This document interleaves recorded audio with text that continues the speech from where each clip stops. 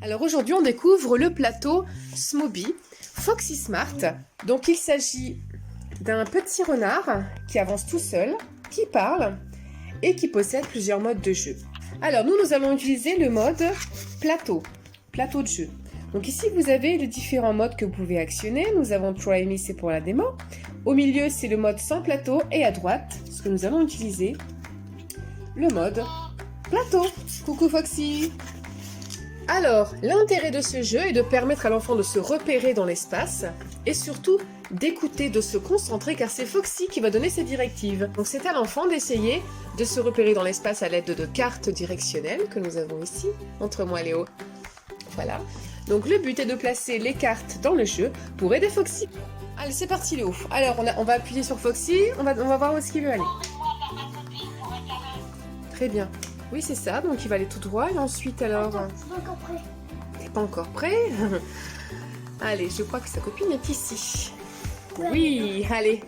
On y va Léo? On met une flèche qui... Ouais. Super. Eh ben on va réappuyer pour voir si c'est bon alors. C'est parti.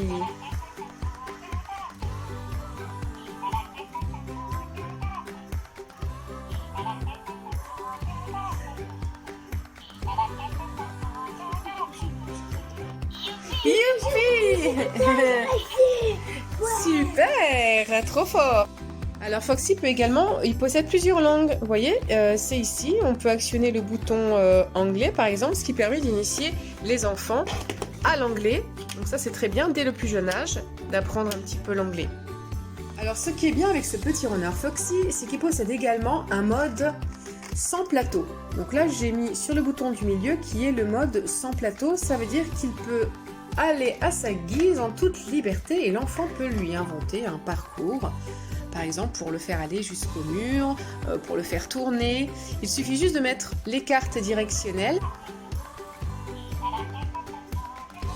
Super!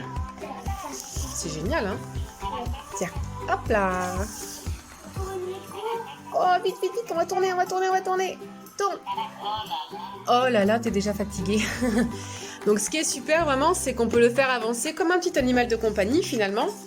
On peut le faire avancer dans la chambre où on veut. Il clignote, il parle aussi anglais. Donc c'est vraiment super pour les petits, pour leur permettre de développer leur motricité, leur faculté à se concentrer, leur imagination aussi. Ça fait travailler l'imaginaire que de faire des parcours dans la pièce. On peut mettre des jouets pour le faire tourner autour de ses jouets. Donc c'est vraiment un petit compagnon de jeu idéal pour les petits, pour les aider à grandir, à s'affirmer et surtout les aider à s'épanouir tout simplement. N'est-ce pas Léo ?